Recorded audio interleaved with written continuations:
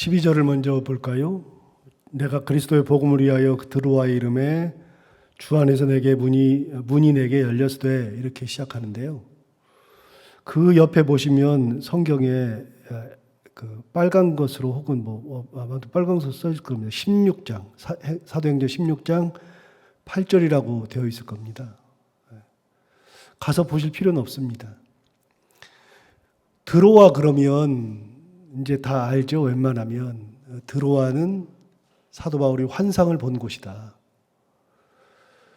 사도 바울이 2차 선교 여행을 할 당시에 드로아에 이르렀죠. 그런데 드로아에 가기 전에 사도 바울의 머릿속에는 오로지 지금의 터키만 머릿속에 있었습니다.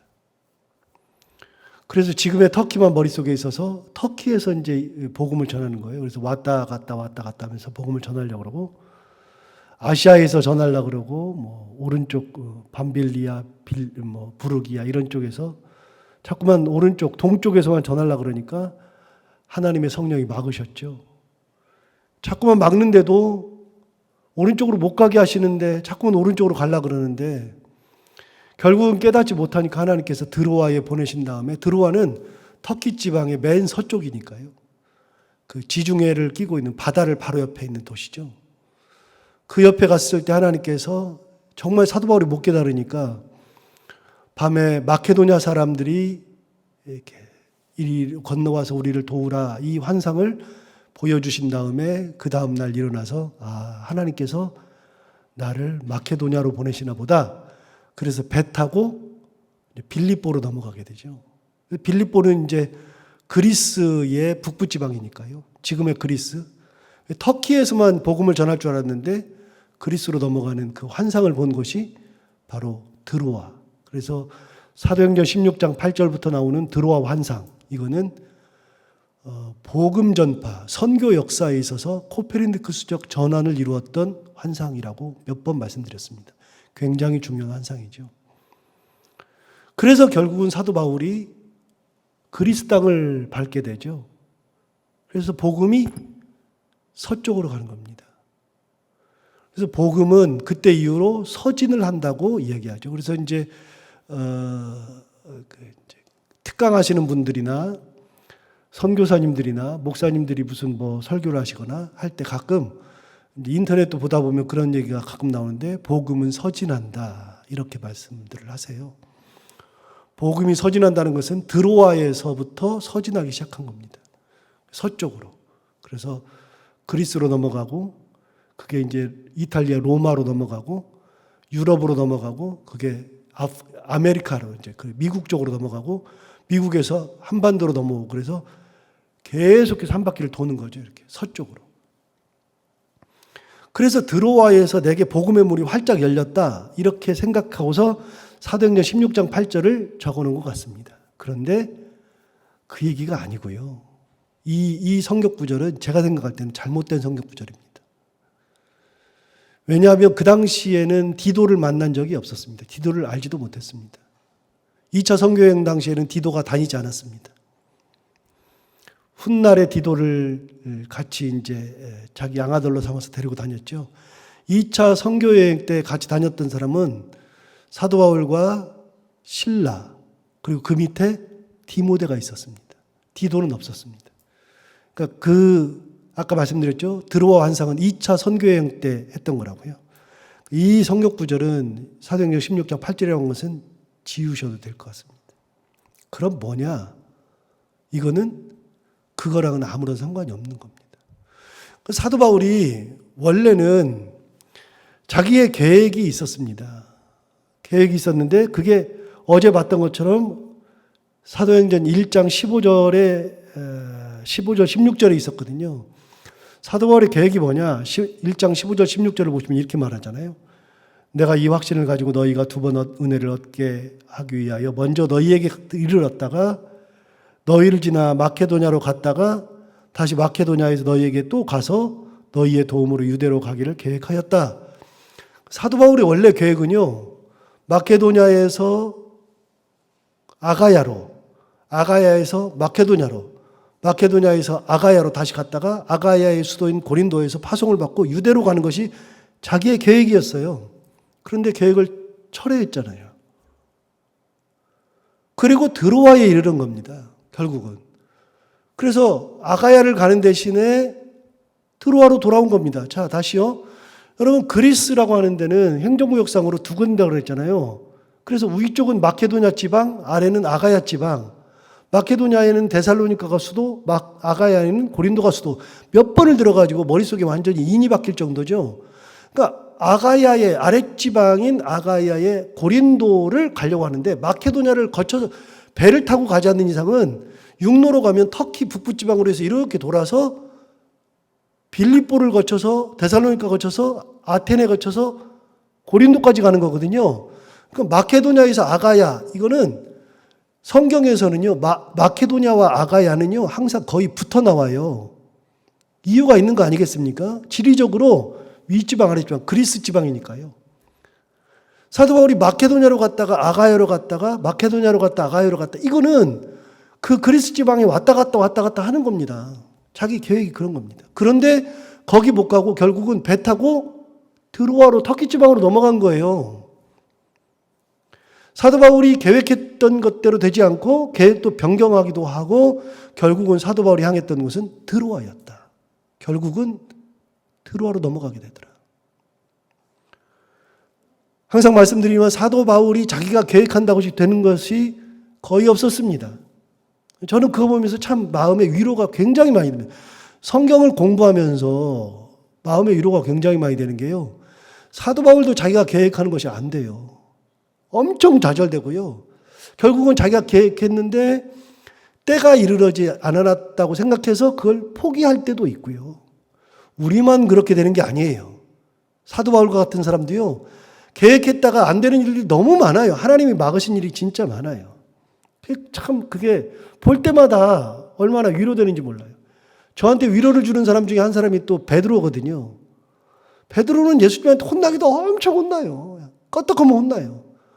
정말 저랑 너무나 닮아가지고 정말 행복해 죽겠어요. 베드로 볼 때마다. 정말 이런 분이 예수님의 제자 중에 수제자라니 얼마나 감사해요. 진짜 저한테 위로를 엄청 줘요.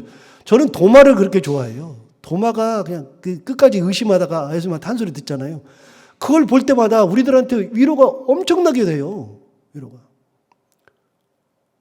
여러분, 사도 바울과 같은 사람도 자기가 계획했는데 안 되고 드로아를 갔는데 드로아에 갔을 때 복음의 문이 활짝 열리더라. 사도 바울은 아가야, 고린도를 가서 거기서 성도들을 만나고 거기서 복음을 전하고 성도들을 다시 세우고 이런 계획을 했었는데 그거를 안 되겠다. 정말로 열심히 계획하고 기도하고 했다가 안 되겠다 해서 드로아로 딱 갔는데 놀랍게도 포기하고 드로아를 갔는데 드로아에서 복음의 문이 활짝 열리더라. 그 문을 누가 열었느냐? 하나님이 열어주시더라. 그 길을 누가 인도하시느냐? 하나님께서 인도하시더라. 사도 바울과 같은 사람은 자기가 계획하면 완벽할 거라고 저는 생각했어요. 당연히 사도 바울은 계획한 대로 다 될 거라고 생각했어요.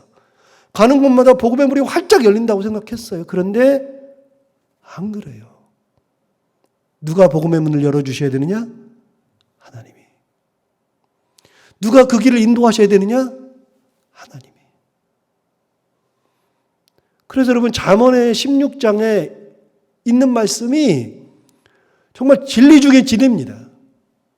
사람이 마음으로 자기의 길을 계획할지라도 그 걸음을 인도하시는 이는 여호와시니라. 잠언 16장 9절. 이런 정도는 하나 외워두셔도 좋습니다. 잠언 16장 9절은요 너무나도 유명한 말씀이고요. 항상 새겨야 되는 말씀이거든요. 자기의 길을 사람이 계획을 할 수 있어요. 그러나 그 걸음을 인도하시는 분은 여호와시죠. 내가 이렇게 한다 그래서 되는 게 어디가 있어요? 안 되죠. 안 돼요. 그런데 여러분 잠언 16장 1절에 맨 앞에 1절에 뭐라 그러냐면 마음의 경영은 사람에게 있어도 그랬습니다. 똑같은 얘기입니다. 마음의 경영은 사람에게 있어도 말의 응답은 여호와께로부터 말미암느니라. 여러분 마음의 경영, 내가 생각하는 거 계획하는 거 얼마든지 사람은 다 해요. 그러나 걸음을 인도하시는 분은 하나님, 생각한 대로 그거를 응답하시는 분도 하나님. 사도 바울이 자기가 계획한 대로 안 돼요. 여러분 성경을 보세요. 성경에 자기가 계획한 대로 되는 사람들이 없어요. 성경의 인물들은요. 제가 그래서 그냥 한번 생각난 대로 쭉 적어봤어요. 자기가 계획한 대로 안 되는 성경의 인물들이 누굴까? 그러면서 구약 성경의 인물들을 쭉 이렇게 적어보니까요. 아브라함은요, 75세에 갑자기 하나님이 떠나래요. 그래서 떠났어요. 야곱은요, 온갖 술수 다 써가지고서 다 가지려고 하고 아버지 속이고 뭐 삼촌 속이고 그랬는데요. 자기 인생이 그러면 행복할 줄 알았는데 자기 삼촌한테 속고 자기 자식들한테 속고 평생을 눈물 흘리며 살았던 사람이 야곱이고요. 그 결과로 형 때문에 형 문제 해결하려고 야복강가에서 천사와 씨름하다가 여기 환도뼈가 나가가지고 그래가지고 평생을 어떻게 살았다고요? 불구로 살았다고요. 다리 저르면서 살았다고요. 성경은 다리 저렸다고 안 하는데요. 100% 저렸습니다. 여러분 인생이 그렇게 녹록하지가 않아요. 제가 적어보니까 모세는요. 40살에 자기가 계획했던 거 안 되고 80살에 나는 못해요 그래도 하나님께서 이끌어서 시키던데요. 다윗은 언제 자기가 왕 된다 그랬어요? 왕 된다고 한 적도 없어요. 그런데 하나님이 일방적으로 기름 부으시고 너 왕이야 그러는 순간부터 10몇 년 동안을 도망 다니면서 살았어요. 그게 다윗이에요. 다윗이 언제 자기가 왕 된다고 한 적도 없죠. 나는 광야 생활 해야지 계획한 적도 없어요. 그런데 사울한테 쫓겨가지고 사울이 3,000명이나 되는 군사를 일으켜가지고 다윗 한 명 죽이겠다고 쫓아다니고서 도망다닌 인생이 다윗이에요. 그러면 여러분 다윗이 왕 돼가지고 편했어요? 옛날에 수요 성경 공부 때 다 했는데 한 6개월 동안 했는데요. 다윗 얘기를 6개월 동안 했는데 여러분 다윗이 자기가 왕 돼가지고서 가장 어려운 게요. 평생 동안 자기 옆에서 군대 장관이었던 요압 때문에 힘들었어요. 요압이 다윗 옆에서 칼들이 되고요. 요압이 시키는 대로 다윗이 다 따라서 한 게 많아요. 얼마나 힘들었는지 몰라요. 그래서 나중에 다윗이 죽을 때 뭐라고 유언해요? 자기 아들한테 요압 애는 살려두면 안 된다. 이게 여러분 제가 유언을 보면서 깜짝 놀란 게 자기 아들한테 죽으면서 요압 애는 죽여야 된다. 이게 유언이에요. 이게. 제가 이렇게 몇 명만 적었어요. 더 적을까요? 아니요. 우리 계획대로 안 돼요. 자기 계획대로 되는 사람이 얼마나 있어요? 안 되죠. 사도 바울도 보니까 안 되더라고요. 끝까지 안 돼요. 자기 계획은 마케도냐에서 아가야로 가는 거, 거기 가는 게 꿈인데 그게 자기의 계획인데 결국은 하나님 앞에서 다 막히고 아이고 더 이상 안 돼 그러면서 포기하고 드로아에 갔는데 놀랍게도 드로아에 갔는데 복음의 문이 활짝 열렸대. 하나님께서 문을 열어주셔야 되는 거구나. 하나님께서 내가 가는 문을 열고 내 자녀가 가야 되는 그 길을 활짝 열어주셔야 되는 거구나. 내 집안의 문도 열어줘야 되고 모든 것은 하나님께서 열어주셔야 되는 거구나. 여러분 전후좌우가 다 막혀가지고 사방이 다 막혀있다. 다 막혀있어도 어디가 뚫려있다 그랬어요? 하늘이 뚫려있다 그랬잖아요. 갈 길이 없고 나갈 길이 없는데 사람의 길은 나갈 길이 없어요. 그래서 나는 끝났다 싶은데 하나님의 향하는 그 문, 하늘을 향하는 그 문은 뚫려 있다니까요. 못 나간다고요? 하나님이 들어서 움직이면 되는 거죠. 못 나간다고요? 하나님이 그냥 문을 만들면 되는 거죠. 거기 그냥 무너뜨리면 되는 거죠. 안 무너져요? 댐도 무너지는데요, 여러분. 작년 여름에 비가 많이 와가지고 중국의 산샤댐, 여러분 산샤댐은 얼마나 크냐면요. 이게 어마무지하게 커가지고요. 정말 그거는요. 한번 무너지면 중국의 그 4분의 1이 잠겨버리는 댐입니다. 엄청난 댐입니다. 전 세계에서 가장 큰 댐. 그거를요. 중국에서 만들어가지고서 대단한 거죠. 그걸로 뭐 수력 발전도 하고 뭐 엄청나게 그다음에 홍수도 나지 않게 하고 그랬는데 작년에 비가 와가지고서요. 계속 3개월 동안 고민한 게 뭐예요? 산사댐 무너진다는 거 아니었어요? 안 무너졌지만 사람이 만들면 안 무너져요. 댐도 무너진다니까요. 여러분 사람의 계획은 계획이에요. 그거. 안 돼요. 우리 교회 앞에 이제 지금 마당에 공사가 이제 얼추 이제 어제까지 이제 좀 했으니까 좀 괜찮아지고, 이제 오늘은 또 경계석도 받고 이렇게 해서 하고, 내일 이제 완전히 한 다음에 다음 주 월요일 화요일 타일 붙인다 그러니까. 그러는데 저거 하는데 견적서 받았더니 얼마큼이 나왔는데 자꾸 추가 보여금 들어요. 없던 것이 생겨나요. 아, 이런 게 있었네. 안 하려고 했던 것도 해야 되고 그래요. 사람이 딱 그대로 하는 게 어디가 있어요? 안 되죠. 하나님이 어떻게 하세요? 문을 열어버린다니까요. 드로아에 갔더니 드로아에서 복음의 문이 활짝 열렸더라. 여러분 12절 한번 볼까요? 12절. 내가 그리스도의 복음을 위하여 드로아의 이름에 주 안에서 문이 내게 열렸어요. 아, 하나님이 열려주시는구나. 그런데요, 진짜 재밌는 게 있어요. 13절 보세요. 내가 내 형제 디도를 만나지 못함으로 내 심령이 편하지 못하여 그들을 작별하고 마케도냐로 갔노라. 여러분 이게 뭐냐면요, 내가 내 형제 디도를 만나지 못했다. 아까 제가 그 성경 구절 지워버리라 그랬죠. 이유가 뭐냐? 13절 때문이에요. 디도를 못 만났대요. 드로아에서 디도를 만나야 되는데 디도를 못 만나서 마음이 불편해가지고 마케도냐로 도로 갔대요. 그런데 여러분 디도는요 2차 선교회 때 만나본 적이 없어요. 그러니까 이 구절은 아니라 그랬어요. 아까 그 드로아 환상은 2차 선교회 때 했던 거니까. 그런데 여러분 이게 사도 바울의 인간성이에요. 어제도 말씀드렸어요. 사도 바울의 편지는 신학적 내용만 있고 어려운 것만 있는 줄 알아요. 그런데 그게 아니라 그랬죠. 사도 바울의 편지에는 사도 바울의 마음과 사도 바울이 괴로워하는 것과 감사하는 것과 기도하는 것과 그 사람들을 사랑하는 마음과 심지어는 어제도 말씀드렸어요. 감옥 속에 있으면서 뭐 가져오라 그랬다고요? 외투 가져오라 그랬어요. 겨울이 오니까 나 추워서 못 산다. 옛날 감옥에서 뭐 따뜻하게나 해줘요. 불이나 떼줘요. 감옥에서는 추우니까 옷이 있어야 되는데 옷도 안 줘요. 그때 그 당시에는 무슨 옷을 줘요. 그러니까 옷도 얇은 거 하나 주고 그러니까 외투가 있어야 되는데 어떡하라고요. 나 감옥에 있는데 겨울이 오니까 외투 좀 가져다 달라. 이게 편지에 나온다니까요. 그런데 오늘 보면 오늘 편지에도 사도 바울의 마음이 야, 사도 바울이 이런 분이었구나. 그럼 볼 때마다 제가 깜짝깜짝 놀라는 게 이거예요. 13절 보세요, 다시. 내가 내 형제 디도를 만나지 못함으로 내 심령이 편하지 못하여 그들을 작별하고 어디로 갔어요? 마케도냐로 갔어요. 근데 12절에 드로아에 갔더니 주 안에서 복음의 문이 어떻게 됐다고요? 활짝 열렸어요. 사도 바울은 복음에 살고 복음에 죽는 사람이죠. 복음의 문이 열렸으니까 사도 바울은 뭐 할 것 같아요? 복음 전하죠. 그런데 13절에 복음의 문이 활짝 열렸는데 디도 못 만났다고, 디도 없다고, 그게 너무나 불편한 거예요. 그게 심령이 편하지 못한 거예요. 만나고 싶어 죽겠는 거예요, 디도가. 그래서 어떻게 해요? 디도 만나려고 어디로 가요? 마케도냐로 가요. 저는 깜짝 놀래요. 아, 사도 바울도 인간이구나. 사도 바울도 보고 싶은 사람을 보고 싶어서 어쩔 수 없이 그러는구나. 여러분, 사람들은요, 아무리 예수를 잘 믿어도 외로울 때가 있어요, 없어요?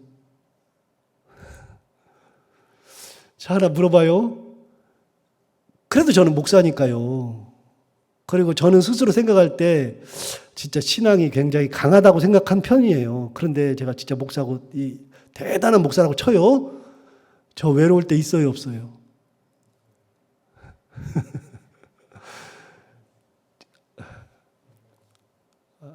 답이 안 돼요? 그건 뭐 그렇다 치고. 여러분 알다시피, 저도 가정을 이뤘으니까요. 제 아내랑 싸워요, 안 싸워요?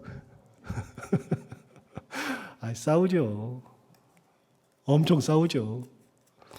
한 2주 전에 한번 싸워가지고, 대판 한번 싸워가지고 또 안 좋은 적도 있어요. 여러분한테 말씀을 못 드려서 그렇지. 요즘은 사이가 좋아요, 제가. 요즘은. 며칠 사이에. 여러분, 목사는 안 외로워요? 권사님 60년, 70년 신앙생활 했으니까 권사님은 안 외로워요? 안 외로우면은 그건 사람이 아니에요. 어제도 말씀드렸어요. 사람이요, 완벽하는 순간에 사람이 아니에요. 사람은 죽을 때까지 완벽하지 못해요. 하나님과 사람을 나누는 큰 벽이 하나 있다 그랬죠. 그 벽이 이름이 뭐라고요? 안 입을 자라고요. 안 입을 자. 하나님은 완벽하신 분인데 사람은 불안한 존재예요.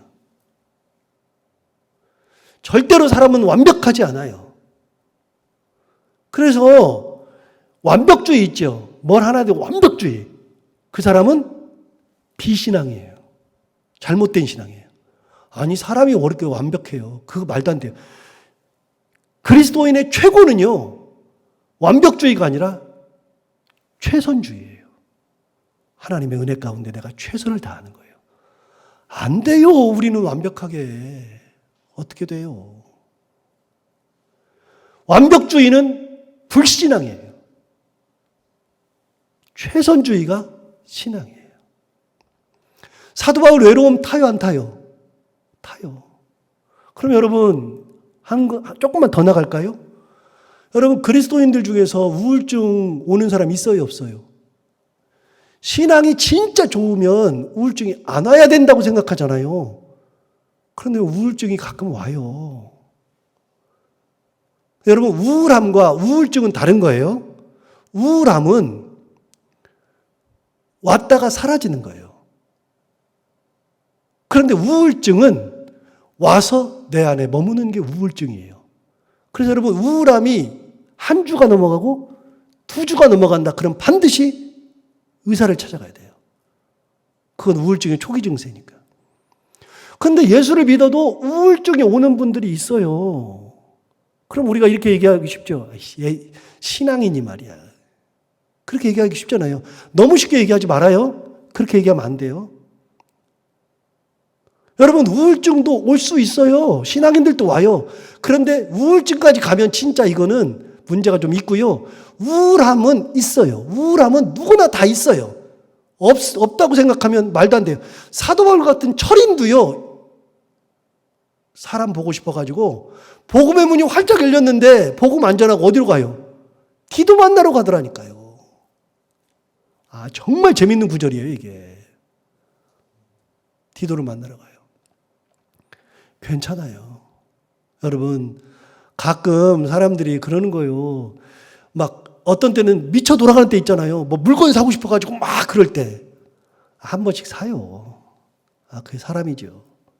옷 사고 싶을 때요. 옷 사야죠.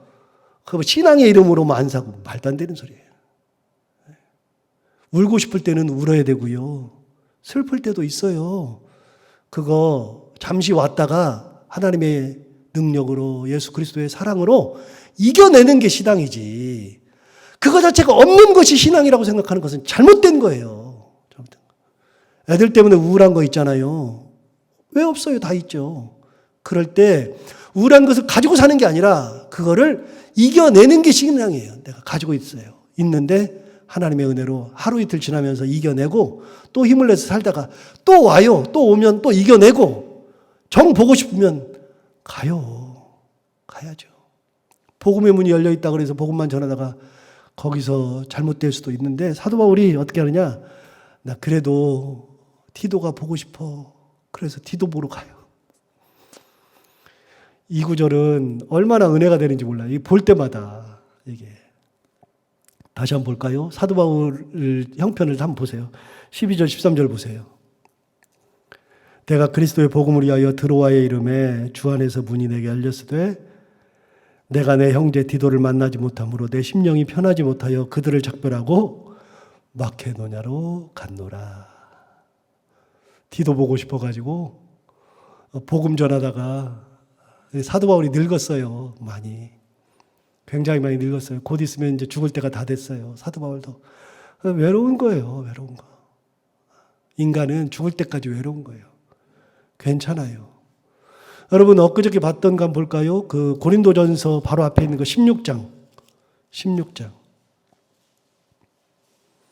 고린도전서 16장 17절 한번 볼까요?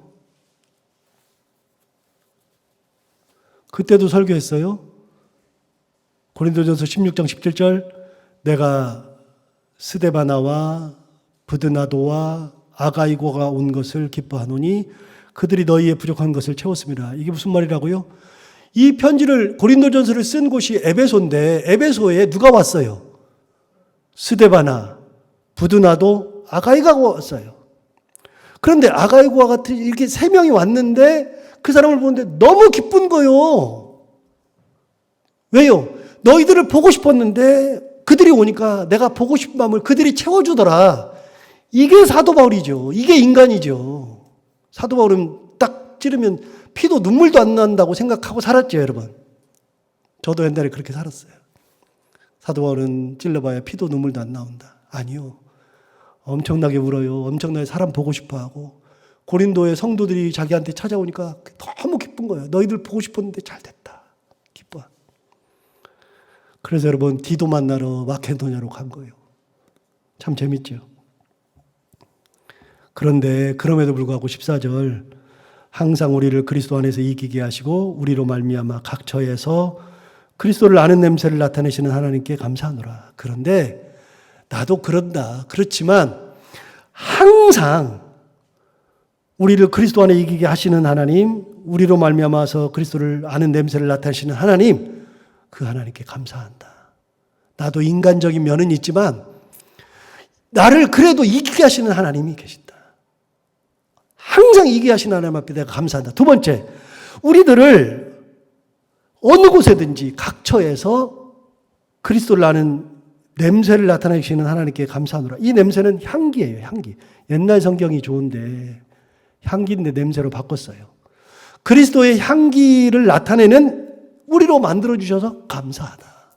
여러분, 우리도 슬픔도 있고 아픔도 있고 외로움도 있고 그래서 우리도 뭐 가끔 그럴 때 있어요. 복음을 전하다가 그만둘 때도 있고 뭐 그래요. 그런데 그럼에도 불구하고 하나님 앞에 감사한 것은 우리를 이기게 하시는 하나님, 그리고 그리스도의 향기를 나타내게 하시는 그 하나님께 감사하다. 하나님이 우리를 항상 붙들어 주시니까 감사하다.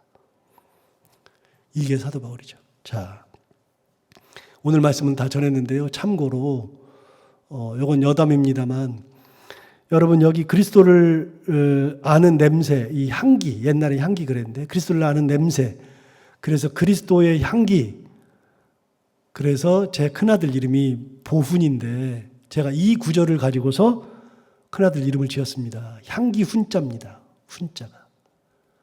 보자가, 보는 보배로울 보자. 그리스도의 보배로운 향기가 되거라. 그래서 큰아이 이름은 여기서 가져왔고요.